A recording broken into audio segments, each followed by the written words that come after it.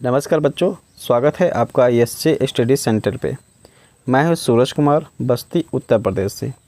बच्चों, आज के इस वीडियो में अतुल माहेश्वरी छात्रवृत्ति परीक्षा 2025 के लिए जीके के बेहद ही महत्वपूर्ण प्रश्न को लेकर आया हूं। बच्चों, इन सभी प्रश्नों को तैयार करते हैं तो इतना उम्मीद है कि इसमें से क्वेश्चन फंसेगा जिससे आप लोग अतुल माहेश्वरी एग्ज़ाम को क्लियर कर सकते हो बच्चों। ठीक है, तो इसलिए पूरा वीडियो को अंत तक ज़रूर देखिएगा।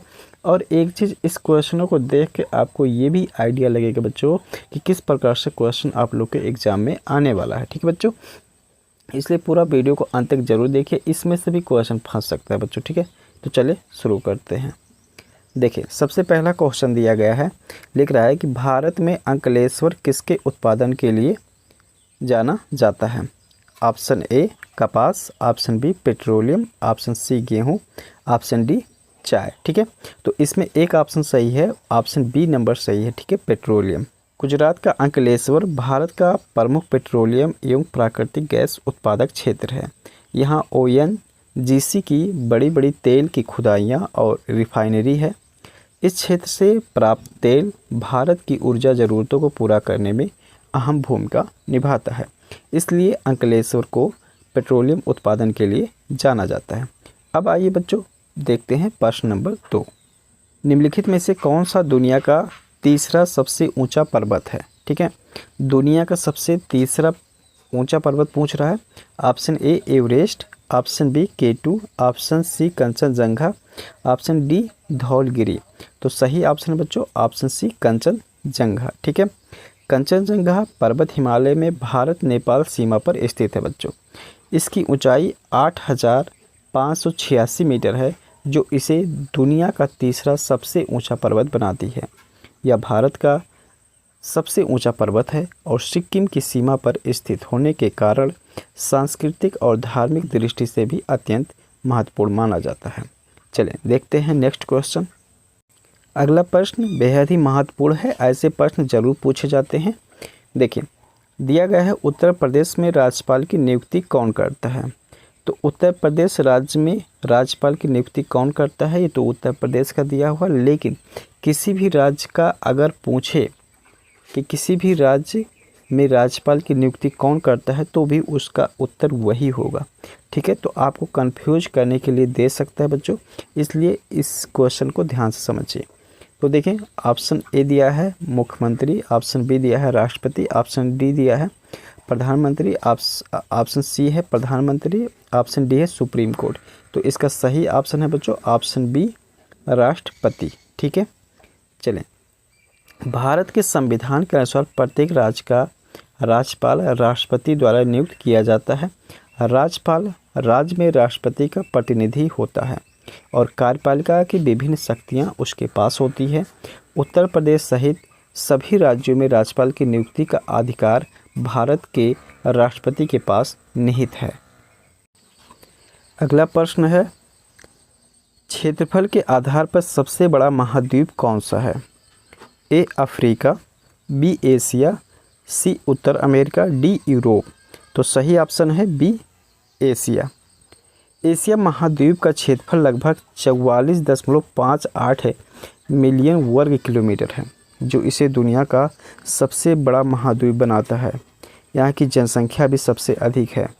चीन और भारत जैसी घनी आबादी वाले देश इसी महाद्वीप में आते हैं। प्राकृतिक संसाधनों, संस्कृतियों और भाषाओं की दृष्टि से भी एशिया अत्यंत विविध है। अगला प्रश्न देखते हैं बच्चों।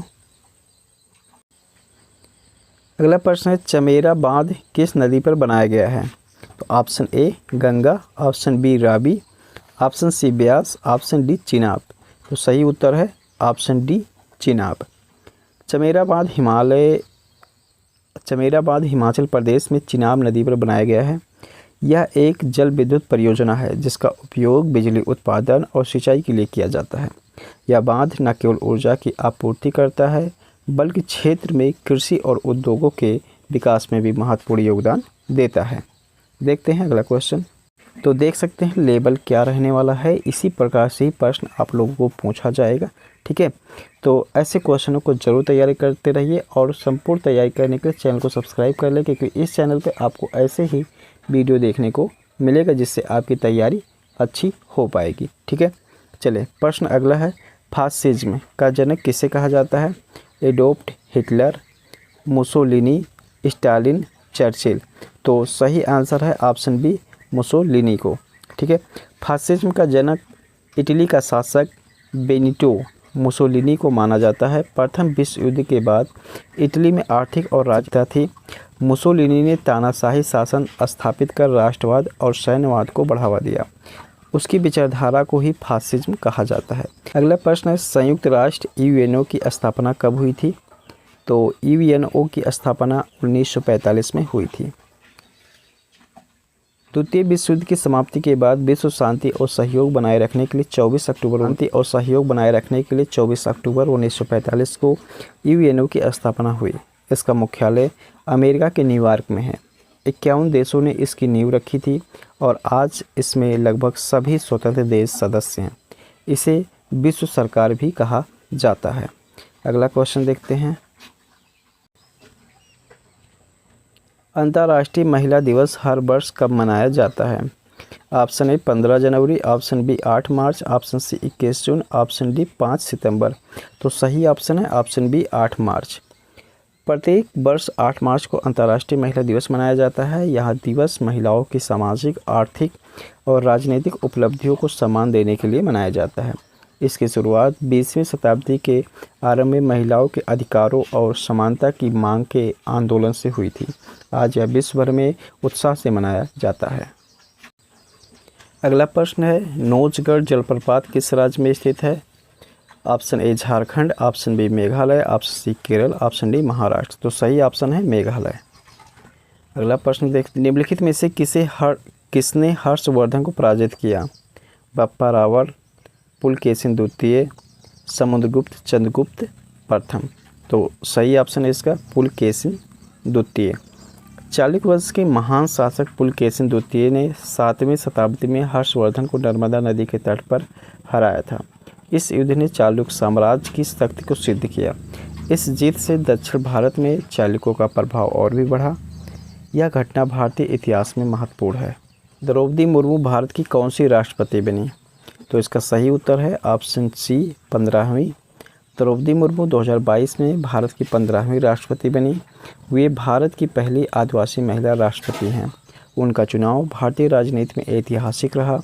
झारखंड की गवर्नर रहने के बाद वे राष्ट्रपति पद तक पहुंची। उन्होंने शिक्षा और समाज सेवा के क्षेत्र में भी उल्लेखनीय कार्य किया है। इंकलाब जिंदाबाद का नारा किसने दिया? तो इंकलाब जिंदाबाद का नारा भगत सिंह ने दिया था। भगत सिंह और उनके साथियों ने दिया था। यह संग्राम का प्रतीक बन गया। इसने युवाओं में देशभक्ति और क्रांति की भावना जगाई। आज भी यह नारा स्वतंत्रता आंदोलन की याद दिलाता है और देशभक्ति का प्रेरक सूत्र है। 2023 में अफ्रीका का देश घाना R21 मैट्रिक्सियम मलेरिया वैक्सीन को मंजूरी देने वाला बना। यह टीका ऑक्सफोर्ड यूनिवर्सिटी द्वारा विकसित किया गया है। मलेरिया अफ्रीका में लाखों मौतों। इस टीका से बच्चों और कमज़ोर वर्गों को विशेष लाभ मिलने की उम्मीद है। सौरमंडल का कौन सा ग्रह लाल ग्रह के नाम से जाना जाता है? तो मंगल को लाल ग्रह के नाम से जाना जाता है। मंगल ग्रह को लाल ग्रह कहा जाता है क्योंकि इसकी सतह पर आयरन ऑक्साइड लौह अधिकता में है, जिसमें यह लालिमा लिए दिखाई देता है। यह पृथ्वी के सबसे नज़दीक ग्रहों में से है, पर जीवन की संभावना और अंतरिक्ष अभियानों पर लगातार शोध कर रहे हैं। अगला है कंप्यूटर संबंधित सवाल है, इनपुट डिवाइस क्या है? इनपुट डिवाइस वो है जो कंप्यूटर में डेटा को प्रविष्ट करता है, अर्थात सी वाला यहाँ पर सही हो जाएगा। आउटपुट डिवाइस क्या है? तो आउटपुट डिवाइस वो है जो परिणाम दिखाता है, तो ये बी वाला ऑप्शन यहाँ पर सही हो जाएगा। ब्राउज़र एक सॉफ्टवेयर है, ठीक है, तो ये सही हो जाएगा बी ऑप्शन। ये कौन थे? तो ये इसको लगभग काफ़ी बच्चे जानते होंगे, तो ये सही है, डॉक्टर राजेंद्र प्रसाद। डॉक्टर राजेंद्र प्रसाद भारत के प्रथम राष्ट्रपति थे। उन्होंने 1950 से 1962 तक इस पद पर कार्य किया। वे बिहार से थे और स्वतंत्रता संग्राम के महान नेता थे। संविधान सभा के अध्यक्ष के रूप में उनका योगदान अमूल्य रहा है। वे भारत के एकमात्र राष्ट्रपति हैं जिन्होंने लगातार 2 कार्यकाल पूरे किए। अगला प्रश्न है, अशोक की राजधानी कहाँ थी? तो अशोक की राजधानी पाटलिपुत्र थी। मौर्य साम्राज्य अशोक की राजधानी पाटलिपुत्र, जो कि आज पटना है, यहीं से उसने अपने विशाल साम्राज्य का संचालन किया। अशोक का साम्राज्य उत्तर से दक्षिण तक फैला हुआ था। पाटलिपुत्र राजनीतिक, सांस्कृतिक और व्यापारिक दृष्टि से अत्यंत महत्वपूर्ण केंद्र था। यहाँ से बौद्ध धर्म का भी प्रसार हुआ। अगला और इस क्लास का लास्ट सवाल, दुख में सब सुमिरन करे, सुख में करे ना कोई, यह पंक्ति किसने कही? तो यह पंक्ति कबीरदास ने कही थी। तो ऑप्शन बी इसमें सही है। दुख में सब सुमिरन करे, सुख में करे ना कोई प्रसिद्ध संत कबीरदास की पंक्ति है। इसमें उन्होंने बताया कि लोग कठिनाइयों में ही भगवान को याद करते हैं, लेकिन सुख मिलने पर भूल जाते हैं। कबीर ने भक्ति और ईश्वर का स्मरण जीवन का मूल बताया और सामाजिक कुरीतियों का विरोध किया। तो इस प्रकार से बच्चों आपने 20 सवाल देखा। ठीक है, महत्वपूर्ण थे बच्चों, ज़रूर आप तैयार करे होंगे। तो मिलता हूँ किसी दूसरे वीडियो में, तब तक के लिए बहुत बहुत धन्यवाद।